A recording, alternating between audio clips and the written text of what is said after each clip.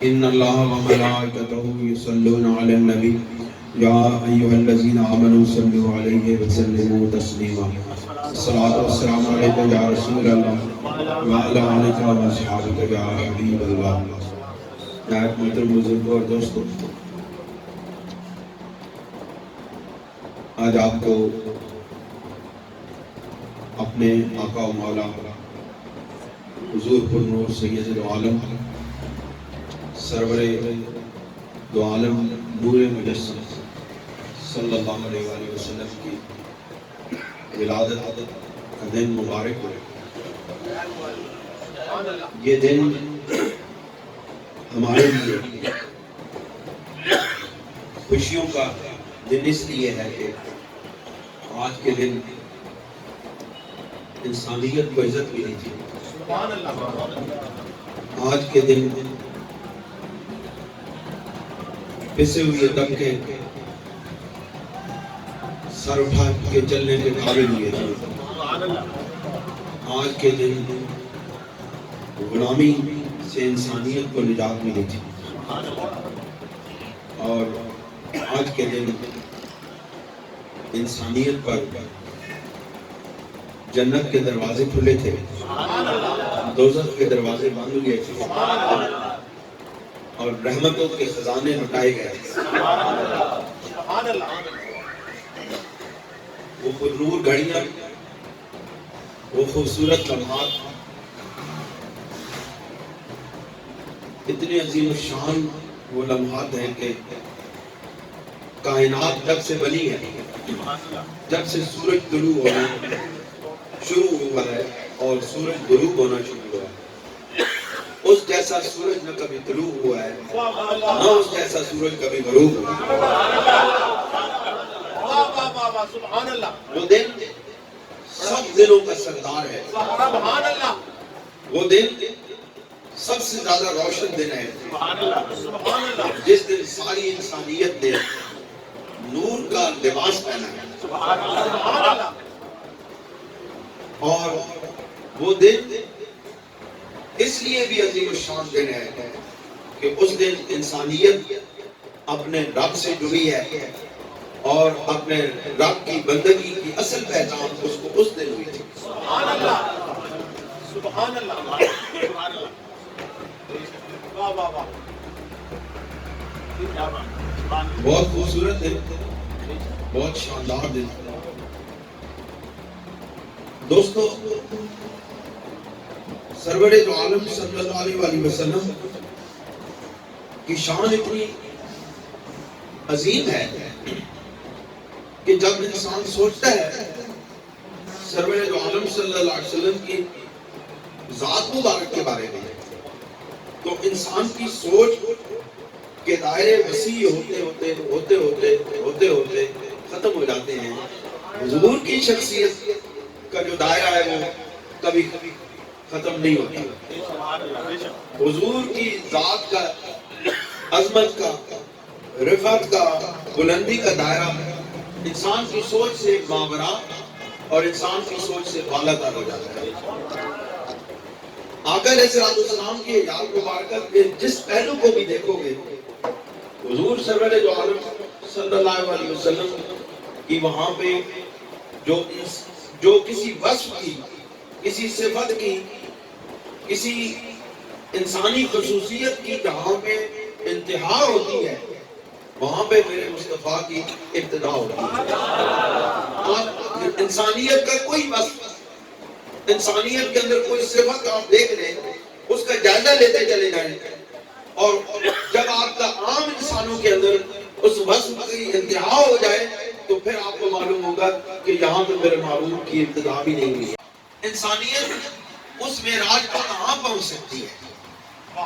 انسانیت اس ہستی کی صفات کی معراج کو کہاں پہنچ سکتی ہے کہ جس کے چہرہ مبارک کا زندگی میں ایک مرتبہ ایمان کے ساتھ دیدار کرنے والے کے قدموں کے ساتھ لگنے والے ذرے غوث اعظم سے بھی بلند ہیں، جنید بغدادی سے بھی بلند ہیں، ابو الحسن خرقانی سے بھی بلند ہیں، حاجی بستانی سے بھی بلند ہیں، اور جو رابعہ بصری سے بھی بلند ہے، جتنے سارے اللہ کے ولیوں کی معراج اگر اکٹھی کر لی جائے تو ایک ادنا سے صحابی کے قدموں تک وہ ولی نہیں پہنچ سکتا۔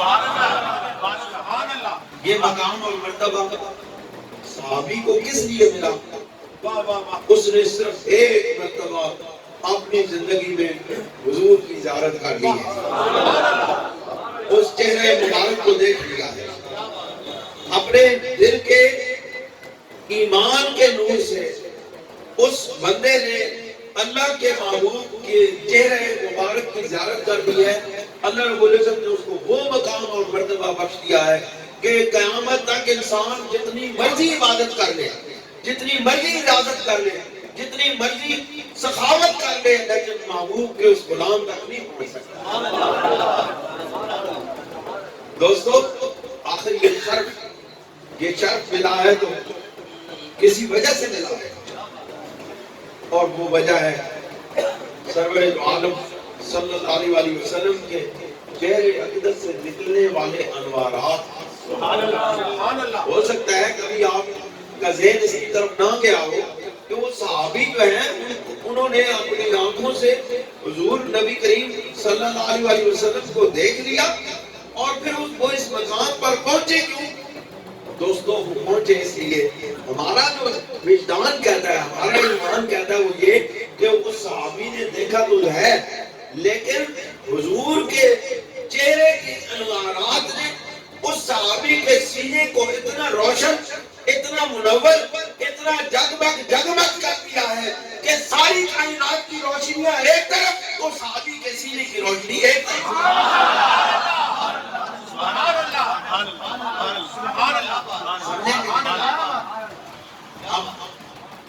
حضور کے چہرے کا یہ عالم ہے، ان نگاہوں کا یہ عالم ہے کہ وہ نگاہیں جس وقت کسی پر پڑ جاتی ہیں اس کو منور کر دیتی ہے، کائنات کی ساری روشنیاں ایک طرف ہو جاتی ہیں اور اس کے سینے کی روشنی ایک طرف ہو جاتی ہے۔ یہ میرے محبوب کا، یہ میرے محبوب کا کمال ہے، یہ حضور کی صفتوں کا کمال ہے۔ دوستو، نبی کریم صلی اللہ علیہ وسلم سے پہلے بھی تو انبیاء گزرے، بڑے بڑے جلیل القدر انبیاء گزرے، لیکن اللہ رب العزت نے ان کا قرآن مجید میں مختصر تعارف پیش کیا۔ حضرت موسیٰ علیہ السلام کا تعارف یہ تھا کہ آپ نے فرعون کے سامنے اقامت دین کے لیے آپ کھڑے ہوئے اور آپ نے اس کا مقابلہ کیا اور اللہ تعالیٰ کے فضل سے اس کو شکست دیا۔ سبحان اللہ۔ اللہ حضرت نے تمام انبیاء کی کوئی ایک صفت بیان کی، لیکن جب باری آئی اپنے محبوب کی جس نے ساری کائنات کو اپنے نور سے منور کرنا تھا، جب باری آئی اس کی، اس کے بالوں کو بھی قسم کھائی،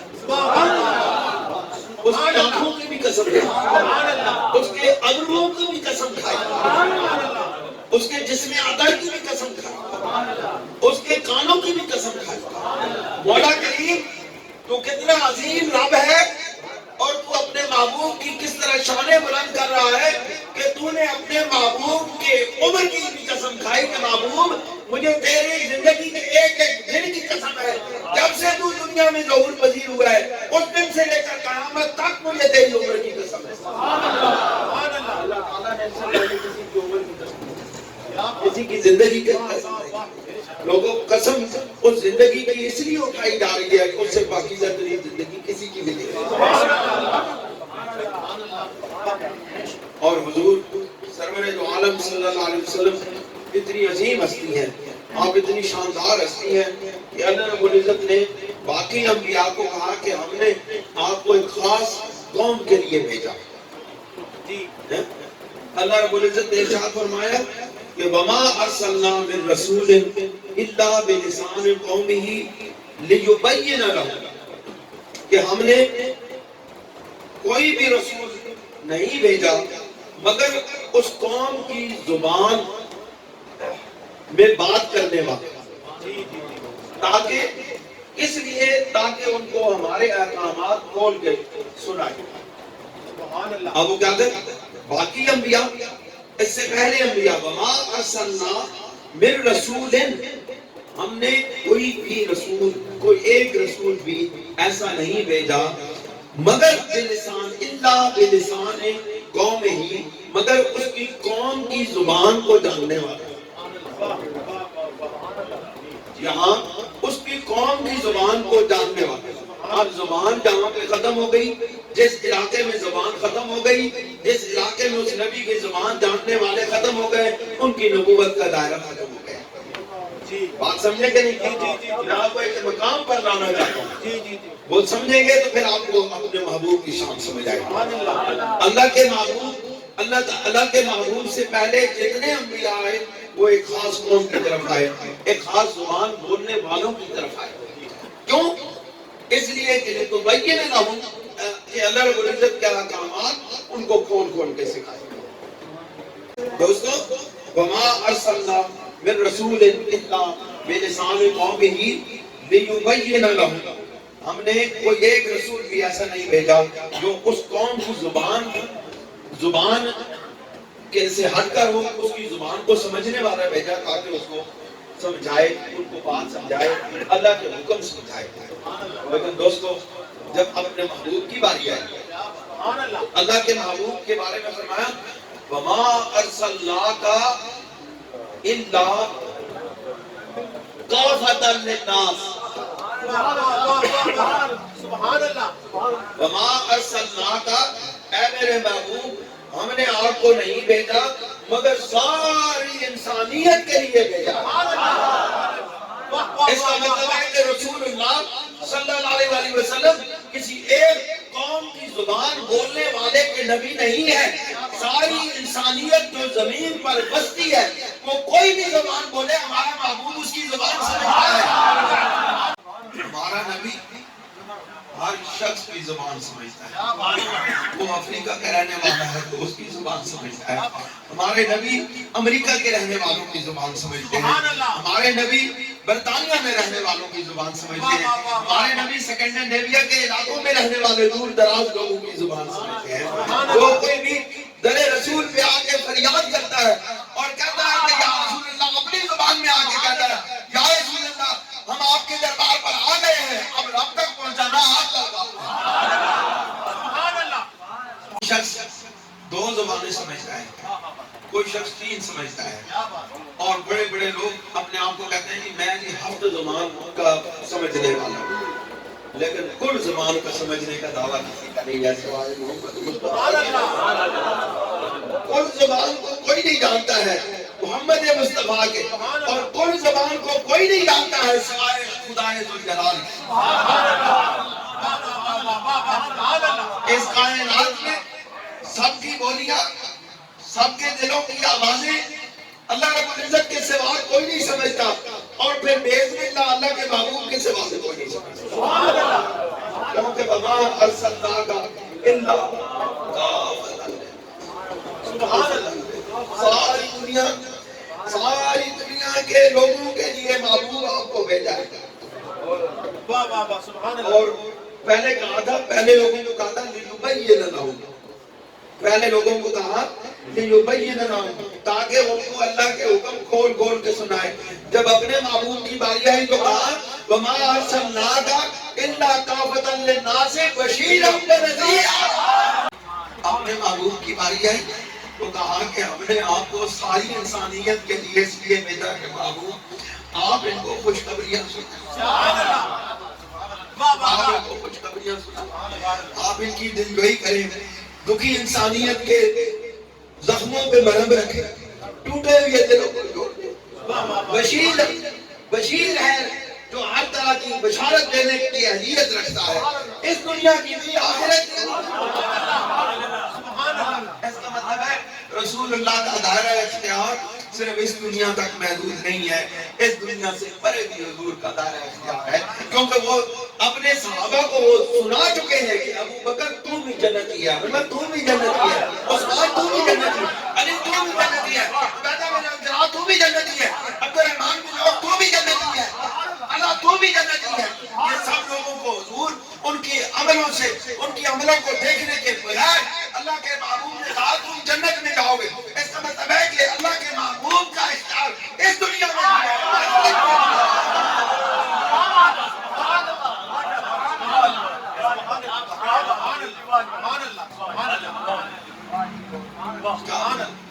کس طرف جائے گا؟ بشیرا ونذیرا وما ارسلناک الا کافۃ للناس بشیرا ونذیرا. ہم نے آپ کو بشیر بھی بنا کے بھیجا ہے اور ڈرانے والا بھی بنا کے بھیجا ہے. ڈرانے والا کیسا؟ بشارتیں دینے والا جو ہے، ڈرانے والا کیسا ہے؟ ڈرانے والا اس طرح ہے کہ اللہ کا محبوب بتاتا ہے کہ اے لوگو، اگر تم نے میری بات نہ مانی تو تمہیں آخرت میں اپنے اعمال کا جواب دینا پڑے گا، اور پھر دیکھو پھر ادھر بھی میں ہی کام آؤں گا. سبحان اللہ. اب ڈرانا کیا ہے؟ رسول اللہ کا ڈرانا اس طرح نہیں ہے کہ تمہیں جہنم میں ڈال دیا جائے گا. اللہ کے محبوب نے کہا کہ میں ہر گناہگار کی شفاعت میرے ذمہ ہے. ڈرایا اس لیے کہ اللہ کی نافرمانی نہ کرو، اللہ کی نافرمانی نہ کرو، گناہوں سے بچو. لیکن اگر تم سے گناہ ہو گئے تو گھبرانا نہیں. حضور نے فرمایا، یہ صحیح حدیث مبارک ہے، حضور علیہ السلام نے فرمایا کبیرہ گناہوں کے بخشوانے کا ذمہ میرا ہے، صغیرہ گناہوں کے بخشنا تمہارا اپنے اپنے نیکیوں کے اپنے اعمال کی وجہ سے تم بچو. وما ارسلناک الا کافۃ للناس بشیرا ونذیرا. ہم نے آپ کو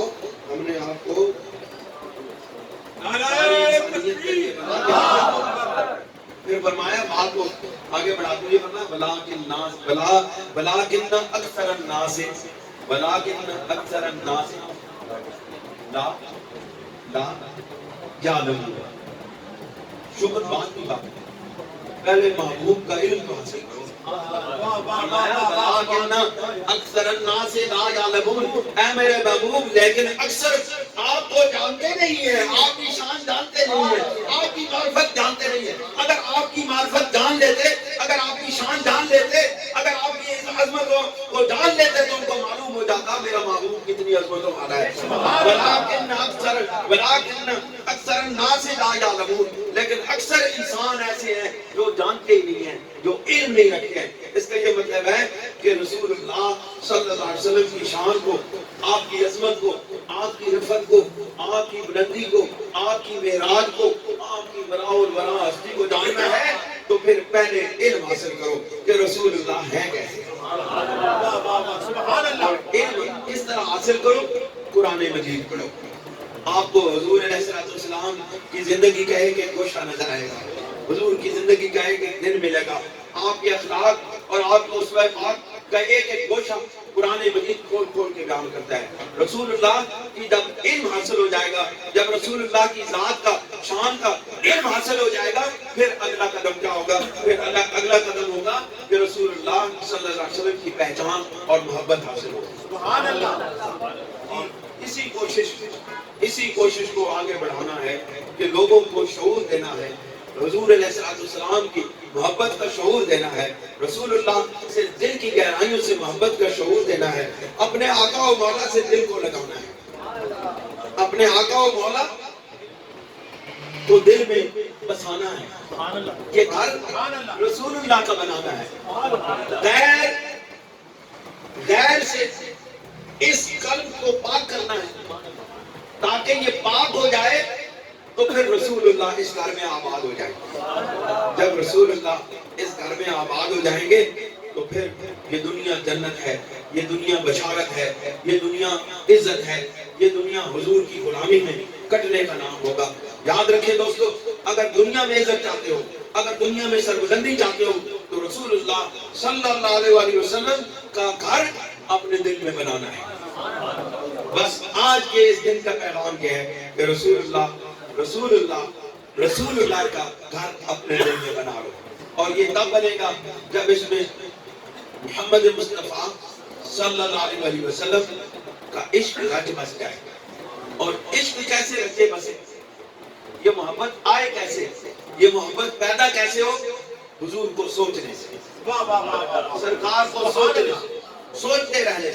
سوچتے رہنے سے کہ میرے محبوب کیسے ہیں، میرے محبوب ایسے ہیں، میرے محبوب سونے ہیں، میرے محبوب रहम वाले हैं, मेरे महबूब करम वाले हैं, मेरे महबूब नवाजने वाले हैं, मेरे महबूब अता करने वाले हैं। जिस पहलू से भी सोचोगे रसूलुल्लाह को सोचते रहना। जब रसूलुल्लाह को सोचते रहोगे दिल में खुद ब खुद सरकार आ जाएंगे। एक दिन उजाला होगा, एक दिन रोशनी होगी, एक दिन सरवरे अंबिया आपको अपनी रोशनियों से नवाजेंगे। फिर आपको मालूम होगा कि हाँ वाकई सरकार आए हैं, वाकई हमारे दिल का आबादी नसीब हो गई है, वाकई हमारे दिल आबाद हो गए। दोस्तों अल्लाह ताला आपको शाद रखे, आबाद रखे। मेरा ये पैगाम है आप नौजवानों के लिए, आप नौजवानों के लिए मेरा ये पैगाम है कि रसूलुल्लाह से मोहब्बत करना चाहिए।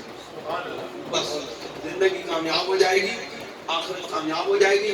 दुनिया के लोग आपकी इज्जत करेंगे, दुनिया के लोग आपके कदमों के नीचे अपने हाथ रखेंगे, आंखें बिछाएंगे। बस रसूलुल्लाह से मोहब्बत करनी सीखो, रसूलुल्लाह से मोहब्बत करनी सीख लो, रसूलुल्लाह के दीन के खादिम बन जाओ, आका अलैहिस्सलाम के दीन की खिदमत करना सीख लो, किसी के साथ वाबस्ता हो जाओ जो रसूलुल्लाह के दरवाजे तक आपको देंगे, उंगली पकड़ के वहां पे छोड़ आए और फिर रसूलुल्लाह का जिम्मा वो जाने, उनका खुदा जाने। रसूलुल्लाह की मोहब्बत तक पहुंचने की कोशिश करेंगे। पहला कदम आपने उठाना, रसूलुल्लाह की मोहब्बत का पहला कदम आपने उठाना है। आपको गले फिर रसूलुल्लाह ने लगाना है। आप अगर कदम उठाएंगे, एक कदम उठाएंगे तो रसूलुल्लाह यकीनन एक दिन ऐसा होगा आपको अपने सीने से लगाएंगे। वो तो नवाजने वाले हैं, वो तो किसी को महरूम नहीं करते।